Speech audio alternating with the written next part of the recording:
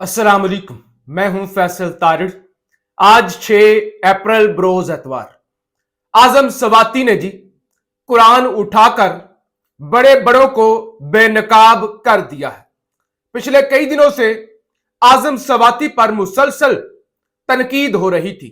मुख्तलिफ social media account से, वीलॉगर्स की जानब से, पीटीआई के वर्कर्स की जानब से आजम सवाती पर तनकीद की जा रही थी कि असल में आजम सवाती तो एस्टैब्लिशमेंट का बंदा है।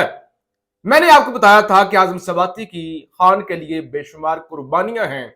आजम सवाती बार बार गिरफ्तार हुए और बुढ़ापे में उन पर तशद्दुद की भी खबरें आई। उन्होंने खुद दावा किया कि मुझ पर तशद्दुद किया जाता था। फिर उनकी एहलिया की और उनकी जो प्राइवेट वीडियो थी उनकी बेटी तक भेजी गई। यह वाकया भी रिपोर्ट उन्होंने खुद ही किया था। उसके बावजूद चंद दिन पहले जब उनकी अडियाला में खान के साथ मुलाकात हुई, इससे पहले तो उनकी मुलाकात होने ही नहीं दी जाती थी और उससे पहले वो बार बार गिरफ्तार हो रहे थे। जमानतें होती थी, फिर गिरफ्तार, फिर गिरफ्तार। तो लोगों ने कहा कि बेसिकली आजम सवाती को एस्टैब्लिशमेंट ने खुसूसी टास्क देके खान के पास भेजा था, लिहाजा आजम सवाती 2 नंबर बंदा है, एस्टैब्लिशमेंट का बंदा है। इससे पहले जब संजानी जलसा रुकवाना था उस वक्त भी एस्टैब्लिशमेंट ने आजम सवाती को ही भेजा था।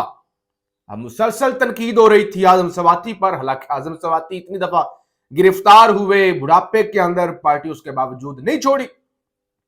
अब आजम सवाती ने कुरान उठाया और सूरह बकरा की एक आयत पढ़ी और जिसमें उन्होंने कहा कि झूठ बोलने वाले, और सारा इससे रिलेटेड उन्होंने कुरान की आयत पढ़ी और उन्होंने कहा कि उम्र के इस हिस्से में जब मैं बीमार भी हूं, अगर मैं झूठ बोलूं तो अल्लाह मुझे मरते वक्त यकीनन ईमान नसीब नहीं करेगा, क्योंकि मैं उम्र के इस हिस्से में कुरान उठाकर अगर झूठ बोल रहा हूं तो उन्होंने बताया कि देखिए मेरी खान के साथ मुलाकात हुई और खान ने मेरी एक्नॉलेज की जो एफर्ट्स थी और खान मुझ पर एतमाद करते हैं।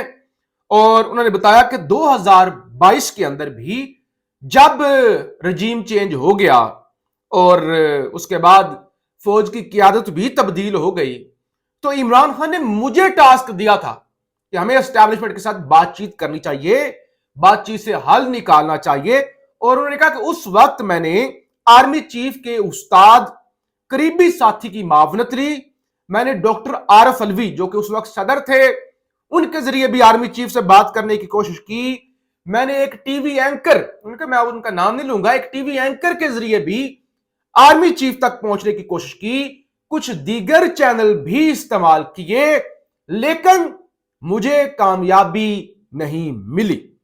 और उन्होंने कहा जहां तक बात है कि वो संजानी 22 अगस्त वाला जो मामला है, जब वो पीटीआई ने जलसा करना था और सुबह 7 बजे जेल खुल गई थी, तो जाहिर है 7 बजे जेल एस्टैब्लिशमेंट ही खुलवा सकती है, और किसने खुलवानी थी। लेकिन आजम सवाती ने कहा कि मैं डायरेक्ट एस्टैब्लिशमेंट के कहने पे नहीं गया था, यानी मुझे नहीं पता कि वो एस्टैब्लिशमेंट ने खुलवाई या किसी और ने खुलवाई। मुझे ये टास्क अली अमीन गंडापुर, उमर अयूब और शिबली फराज ने भेजा था। शिबली फराज, उमर अयूब और अली अमीन गंडापुर, यानी अगर एस्टैब्लिशमेंट ने कोई राब्ता किया भी था तो इनके साथ। मुझे तो इन लोगों ने कहा था कि आपने सुबह सुबह बैरिस्टर गौहर के साथ जाना है और जाके खान को मनाना है कि जलसा कैंसिल करें। आप जरा अंदाजा करें, यानी जो लोग आजम सवाती पर तनकीद कर रहे थे, अब शिबली फराज क्या है, अली अमीन गंडापुर क्या है, असल में तो फिर राब्ते इनके। तो बहरहाल ये अब सूरत हाल सामने आई है। तो इसके बाद फवाद चौधरी जो मुसलसल पीटीआई की क़यादत पर, उनकी पॉलिसियों की वजह से, और फिर उनका अपना भी एक वो जाहिर है जलन है कि वो जमात से निकल गए और अब वापसी के लिए वो काफी कोशिशें कर चुके हैं, उसके बावजूद वो पीटीआई में शामिल नहीं हो रहे। तो उनकी जानब से एक ट्वीट आया, उन्होंने कहा कि आजम सवाती साहब ने इंकशाफ किया है कि रावलपिंडी जलसे को मुलतवी करवाने का एस्टैब्लिशमेंट की दरखास्त पर मबनी पैगाम इमरान खान को पहुंचाने के लिए शिबली फराज ने उन्हें दरखास्त की। शिबली फराड वो खुशकिस्मत शख्सियत हैं कि जब हम जेलों में तशद्दुद सह रहे थे और वो अपने घर में इस्लामाबाद विराजमान थे, जब हमारे घर तोड़े गए, उनका घर जो पीटीआई की हुकूमत में भी रेगुलराइज नहीं हुआ, इस बदतरीन दौर में भी उसे खुली छूट मिली। और माशाल्लाह फराड साहब, यानी वो शिबली फराज को कह रहे हैं, फराड साहब सबसे अहम रहनुमा हैं। इससे इस लुटिया का हाल देख लें जिसे आजकल पार्टी क़यादत कहते हैं। तो देख लें फिर, जो क़यादत एस्टैब्लिशमेंट की टाउट है, तो फिर उन्होंने कौन सी मुजाहमत करनी है या उन्होंने क्या करना है। तो इस हवाले से फवाद चौधरी की तरफ से तनकीद की गई। अब दूसरी खबर है मियां नवाज शरीफ साहब, जो कि अक्टूबर 2023 के अंदर गालबन 21 अक्टूबर को वो खुसूसी तैयारे से बड़े प्रोटोकॉल के साथ इस्लामाबाद एयरपोर्ट आए। उसके बाद बायोमेट्रिक और वो सारा तमाशा हुआ। फिर वो मीनारे पाकिस्तान गए, चंद लोगों से खिताब किया, कबूतर शबूतर उड़ाए, और उसके बाद मियां साहब के साथ जो हुआ या मियां साहब ने जो किया वो सब कुछ आपके सामने है। लिहाजा अब खबर यह है कि मियां नवाज शरीफ साहब एक दफा फिर से लंदन जाने जा रहे हैं। शहबाज शरीफ बेलारूस जा रहे हैं। वो जो अलेक्जेंडर लुकाशेंको है, बेलारूस के सदर, ये 26 नवंबर का जब वाकया हुआ था डी चौक वाला, उस वक्त पाकिस्तान आए हुए थे और फिर वो जो सारा मामला हुआ, उनका डेलीगेशन उस वक्त आया था। तो उसके बाद उन्होंने शहबाज शरीफ को दावत दी कि अब आप तशरीफ लाए हमारे मुल्क। तो शहबाज शरीफ गालबन अगले चंद दिनों में बेलारूस का दौरा करने जा रहे हैं। जैसा खबर यह है कि इधर से नवाज शरीफ साहब हो सकता है उनके साथ उनकी साहबजादी मरियम नवाज भी हूं, वो लंदन जाएं। और मियां साहब बताया जा रहा है कि गालबन 2 हफ्ते से जायद लंदन के अंदर कयाम करेंगे, अहम तरीन मुलाकातें करेंगे, कुछ सियासी मुलाकातें भी करेंगे। इलाज बताया जा रहा है कि इलाज के सिलसिले में जा रहे हैं, और हो सकता है डॉक्टर इदनान वो भी उनके साथ हों। शरीफ जो मेडिकल यूनिवर्सिटी है उसके चांसलर भी हैं, और फिर वो मियां साहब के दोस्त भी हैं, मियां साहब के साथ डॉक्टर भी हैं। प्लेटलेट्स जब गिर रहे थे, वो सारी साजिश तैयार हो रही थी, डॉक्टर इदनान इस सब में मियां साहब के साथ ही होते हैं। तो शहबाज शरीफ साहब यानी बेलारूस का दौरा खत्म करेंगे, और पीछे पीछे शहबाज शरीफ भी 2 से 3 दिन के लिए लंदन पहुंच जाएंगे।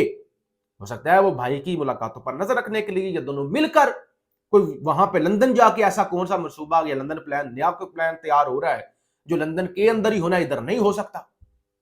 तो बहरहाल गालबन ऐसा लग रहा है कि मियां नवाज शरीफ साहब, जिनको अब पता चल गया है कि देखिए एस्टैब्लिशमेंट मुलाकातें कर रही है, वो डॉक्टर्स भी बुलवाए थे और अंडर प्रेशर भी है, मामलात भी हैं, और वो मरियम नवाज और मोहसिन नकवी की मुलाकात, और वो सारा कुछ ऐसा हो रहा है कि हो सकता है, क्या पता होता है पाकिस्तान के अंदर किसी वक्त भी कुछ भी हो सकता है। हो सकता है कि हमारे साथ हाथ हो जाए, या कभी हाथ हो जाए, या कभी हम हमेशा कयामत की सुबह तक तो इक़्तिदार में नहीं रहेंगे। और हमने जो कर दिया है, हम काउंसलर तक नहीं बन सकते, अपने जाती उम्रा से, इवन गवाल मंडी से काउंसलर नहीं बन सकते। तो अब हो सकता है हमें पुराना जो बयानिया है वोट को इज्जत दो वाला, उस पर टाकी शाकी मारनी पड़े। मे भी इस तरह की कोई सूरत हाल बन जाए या कोई इशारे नजर आए, तो हमें मुलाकातें करनी चाहिए। हो सकता है वो जो अमेरिका वाला प्रेशर है वो एस्टैब्लिशमेंट से बर्दाश्त ना हो, तो हमें जो है वो मुलाकातें करनी चाहिए। अपना जो है ना, हमें वो सामान और अपनी जो सूरत हाल है वो तैयार करनी चाहिए। तो लिहाजा अब जराए कह रहे हैं कि नवाज शरीफ लंदन से दोबारा सियासी सरगर्मियों का आगाज करेंगे।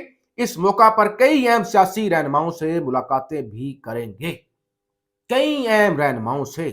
रहनुमा बज़ाहिर तो सारी पाकिस्तान में है, नवाज वो जरदारी साहब भी बीमार होके पाकिस्तान में बैठे, कौन सी अहम चीजें होंगी? क्या वहां पे कोई खुफिया मुज़ाकरात होंगे जो यहां पे नहीं हो सकते? या मियां साहब अचानक, क्या मियां साहब वाकई इलाज के लिए जा रहे हैं या फिर वो सियासी अहम मुलाकातों के लिए जा रहे हैं? बहरहाल खिचड़ी पक रही है, इससे ये अंदाजा होता है कोई ना कोई खिचड़ी पक रही है। और मियां साहब वो बारहा कह चुके हैं जी, एक्टिव होंगे मियां साहब, एक्टिव होंगे मियां साहब, लेकिन मियां साहब वो फिर वो ठुस हो जाते हैं। तो बहरहाल अब इतला तारीख 11 अप्रैल से मियां साहब लंदन रवाना हो जाएंगे, और फिर उसके बाद देखेंगे कि मियां साहब वापस भी आते हैं या नहीं आते, या वहां पे बैठ के वो क्या खिचड़ी पकाती है। पाकिस्तान जिंदाबाद।